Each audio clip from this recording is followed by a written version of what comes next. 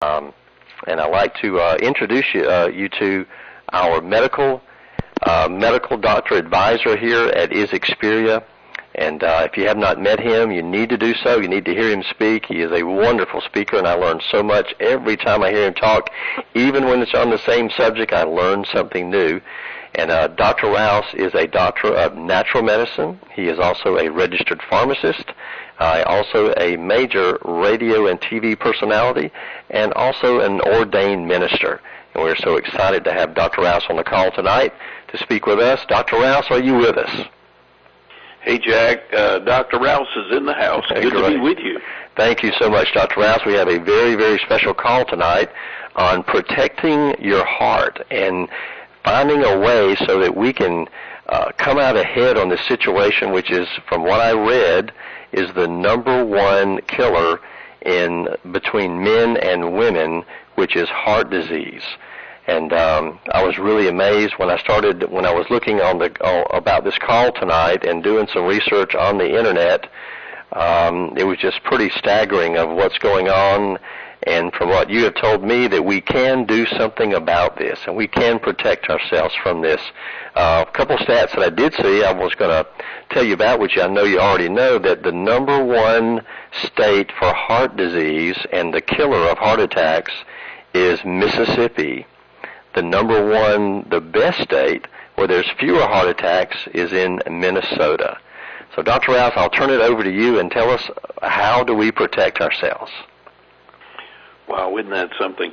And you know, if you were to ask physicians what they do for their patients, or ask the patients what their physician has done for them, I would venture to say that the greater majority are saying blood pressure pills and cholesterol-lowering pills.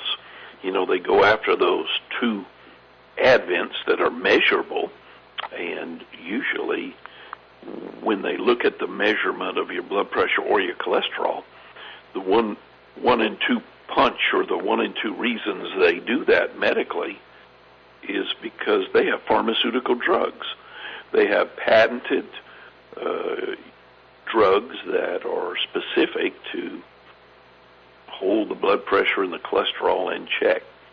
But tonight we're going to talk about, if you're going to truly protect your heart, you know, your heart works very hard for you. You're going to have to treat it right. And it is true that the one member of the body that is overworked and underpaid is your heart.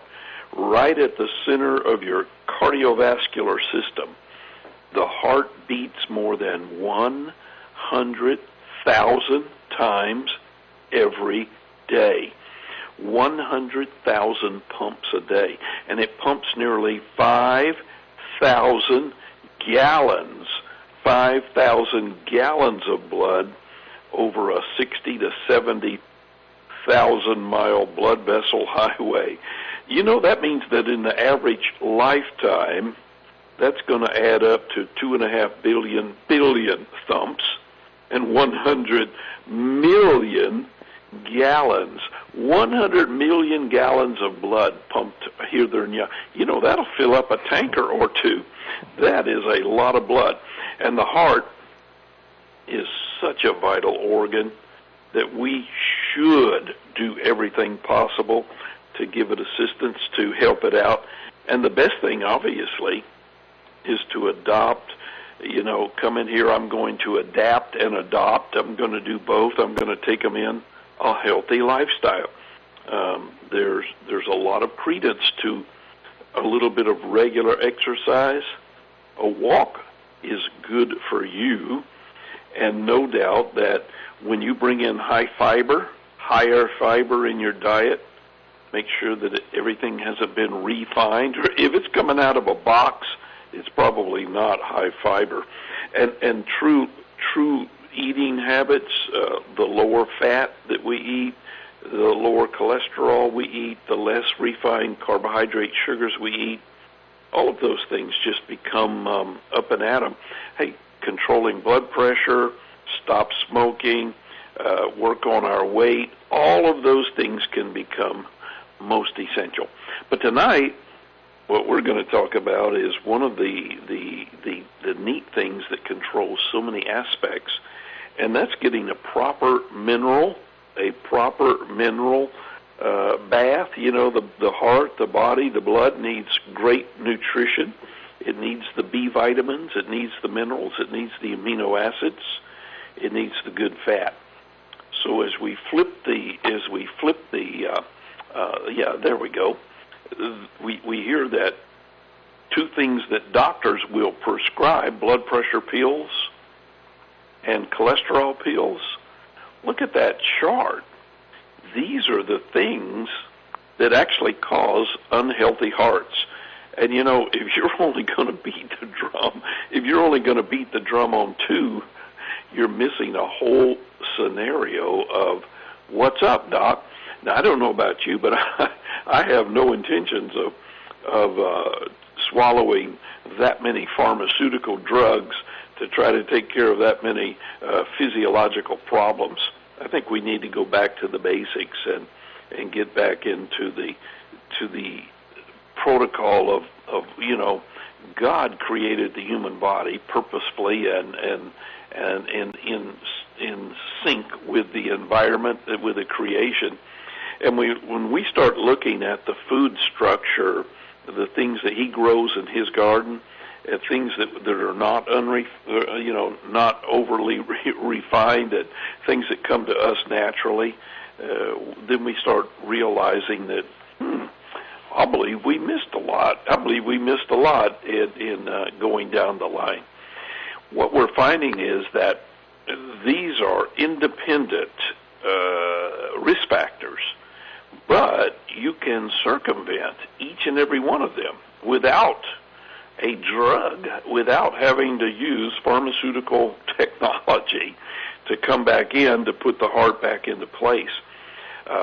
When we think about what are we going to do? Well, let's look right there. Low blood EPA, DHA.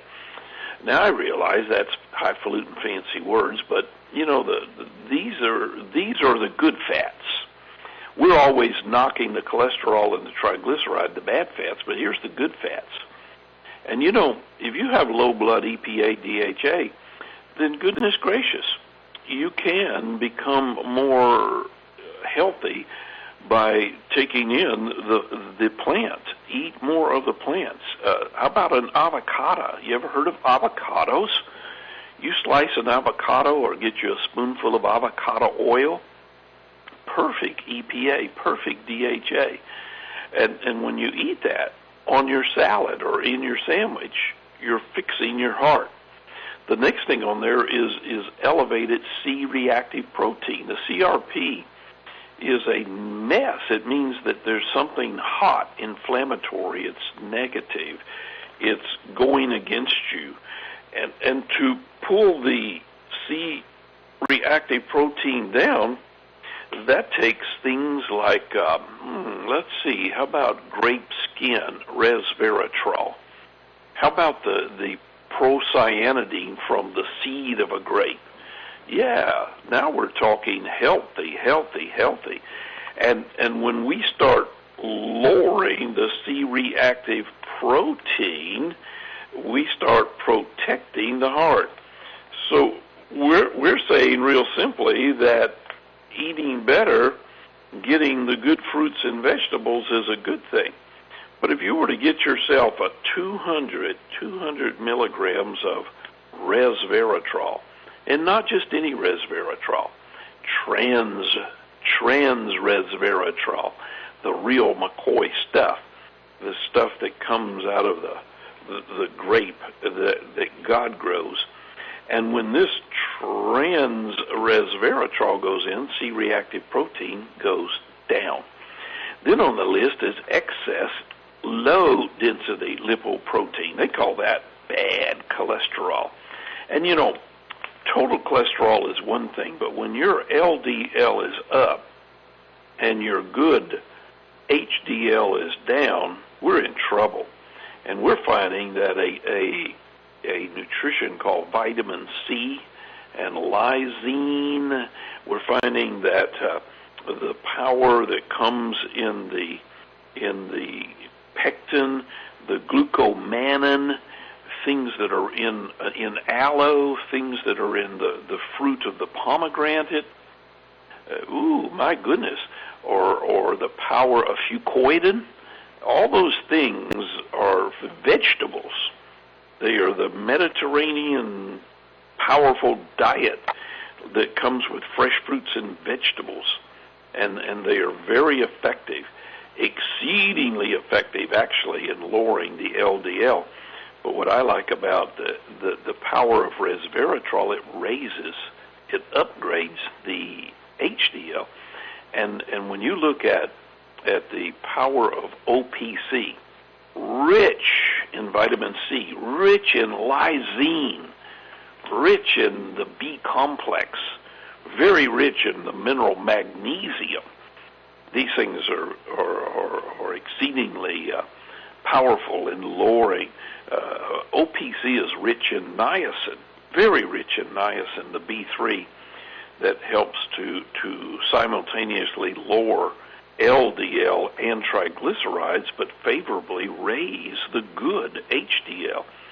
And all that without any drug intervention, that without having to use the power behind pharmaceutical drugs. And these powerful vegetables, they're chock full of real powerful stuff. The greens, like is green, it would be the equivalent of eating the best of cabbage and broccoli, those things that we would call cruciferous vegetables. And in the greens, the essential blend of the alfalfa, the barley, the grass, the chlorella, the spirulina, that is like taking in the richest diet of whole grains. And because they have definitely been reported to lower the rates of cardiovascular disease, we're showing now that the compounds that are in the greens, the blend of greens, improve the lipid profile, reduce the blood pressure, and literally, physically improve the blood vessel dysfunction. And then we come along and we look at excess insulin. Now, we know that insulin, when it doesn't go into the cell to produce energy, it'll raise your cholesterol, your blood pressure, your triglyceride, and your fat, belly fat. So looking at that scenario, when you start bringing in OPC, aloe red, is life, to give you better insulin resistance, better insulin receptivity, so that the resistance is squashed, blood pressure goes down, cholesterol goes down, triglyceride goes down, without the intervention of pharmaceutical drugs. And when excess insulin is under control, like with calorie-free, if somebody really was having an insulin spike up and down, then they're going to also have high glucose, high blood sugar levels. So calorie-free with the African mango, that Ervingia, African mango, is really effective in glucose insulin. The other factor in the cell structure that causes the clots and the hardening of the arteries is a negative of nitric oxide. When your NO level is down, your arteries are much, much, much stiffer. And because OPC, the power of resveratrol and grapeseed extract and the pomegranate, the red raspberry, those nutritions that are over there in the aloe red, they physiologically give us a strong input of nitric oxide, correcting the reason for the stiff garden hose. Knowing that healthy hearts require high, sufficient doses of D3, and the cholecalciferol, the real D3, is so low in most American diets that unless you get a good, healthy intake per day, 5,000, 10,000 D3, you'd have to stay out in the sunshine at least a good hour every day with good sunshine, without a sunscreen or a sun hat, to pull in 10,000 good units of D3. So isn't it neat when you just scoop 2 scoops of Is Life twice a day, you get sufficient D3 levels. We know that excessive estrogen is a monster in heart disease, and we're looking at the ability of the DHEA, the cortisol levels, the progesterone to estrogen ratios, the testosterone levels, to become more balanced when in the presence of wholesomeness, and when grapeseed resveratrol is utilized day to day to day to day. That makes OPC the cardiovascular nutritional choice of choices. So you're controlling excess estrogen, excess triglyceride, and at the same time, these plant nutritions, like in the Is Green and the purple OPC, the combination of green and purple, help the male factor to release bound up testosterone. Many males have plenty of testosterone, but it's unusable. It's bound up. It's tied down. And the greens and the purples go in there and untie them. When we look at fibrinogen, that's the problem of where the blood vessel becomes very cemented. Goodness gracious, fibrinogen needs the power of resveratrol to clean it out, to keep the arteries smooth and healthy. That's like getting a perfect Mediterranean diet when you scoop OPC every day. Homocysteine is what lights the fire. Actually, homocysteine is more detrimental than cholesterol or even blood pressure combined, and yet most doctors fail to look at the homocysteine levels of their patient. And the reason is because drugs are not available for homocysteine. But guess what? B12, folic acid, and B number 6, 3 simple nutritions: B12, folic acid, B6. Take that on a day-to-day basis, down goes excessive homocysteine, so the artery doesn't become cemented. And you know, hypertension, high blood pressure is a direct correlation to calcium, magnesium, potassium. And you know, what better place than Aloe Red, OPC, and Is Life to get the perfect blend of calcium, magnesium, and potassium? I can't think of any better place. Hypertension is something that many people have because they don't eat properly or take good nutrition. And we know that vitamin K, vitamin D and vitamin K, K1 and K7, are in Is Life. Is Life is the vitamin K nutrition. You know what doesn't make sense to me? Now, this is Charlieology pharmacology. I've seen a lot of heart patients with troubled hearts, with physiological heart problems. The doctor will put them on Coumadin, which has a negative effect of vitamin K. So do you understand? Coumadin causes unhealthy hearts. Coumadin affects the ratio of vitamin K, and you must have vitamin K. So technically, physiologically, pharmacologically, Coumadin should never be used for heart patients. It's just not a healthy thing, but it's something that's in the protocol. So we come along and we say, okay, we got a drug for excessive cholesterol.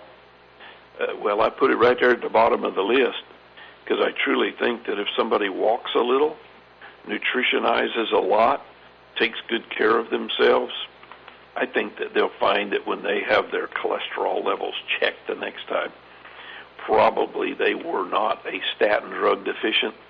It's very likely that the reason their body was out of whack was because they weren't controlling the C-reactive protein. They were deficient in vitamin K as well as vitamin D. They were missing the magnesium. They were very low in potassium. And when you put all those things together, you know then that, fruits and vegetables and the green stuff, that's the way. That is the way to healthy eating. So come on down. Eat a lot. And if you're going to give yourself some EPA and DHA, I'm a big proponent and a big fan of eggs. An egg eater will have more EPA and DHA than a non-egg eater. And coming down to it, you find that, to be honest, the studies are now showing that eggs help your heart. But for years, they were trying to tell us eggs were something that hurts our heart. What a mixed up world we get. We get so much information that becomes misinformation. But all the time, there's never been a misnomer in the fact that fruits, vegetables, and greens are good for your heart. And if your heart's going to pump 100,000 times a day and pump out nearly 5,000 gallons of blood for you tomorrow, and to push it over 70,000 miles of blood vessel highway systems, why don't you consider giving your heart a good taste of OPC, a good taste of Aloe Red, a good taste of Is Life, and a very good helping of the Is Greens. They're all designed for heart healthiness. And you know what? We're part of the Is Xperia family that provides the world's best in resveratrol, fucoidan, the red raspberry, and the perfect blend of greens. And that's one reason that I'm proud to speak for a company that cares about my heart. Well, Dr. Rouse, that is so true. It sounds like we have probably the best four horsemen in the OPC Plus, Aloe Red, Is Life, and Is Green. And we do have a few questions before we leave. One is, if someone wants to just maintain good health and they want to take the OPC Plus, how much should they take? And also, if they have heart disease running in a family, how much do they take? OPC is definitely, out of all four of the products, the number one cardiovascular, the number one. And the answer is 2 scoops twice a day. Okay, that's good. And if someone wants to maintain, I know one said they were taking 1 scoop twice a day. Mm-hmm. Is that just kind of maintaining if they're in very good health? But heart disease, you said 2 scoops twice a day. 2 scoops twice a day. You're right on the maintenance dose. And the neat thing about procyanidine, the OPC molecule, mm-hmm. is that once you load the gun with all the bullets, whatever's fired off that day, and when you take 1 scoop twice a day, what it does is just reloads the bullets that have been used. And some people can actually use less nutrition because their body is reloading very easily, very efficiently. And here's another question they want to know is, can someone go to their physician and ask for a blood test to look at their vitamin D3, their C-reactive mm-hmm. protein, and their homocysteine levels? I would. Why would I want to have a physical and a blood test if I wasn't going to look at the real McCoy?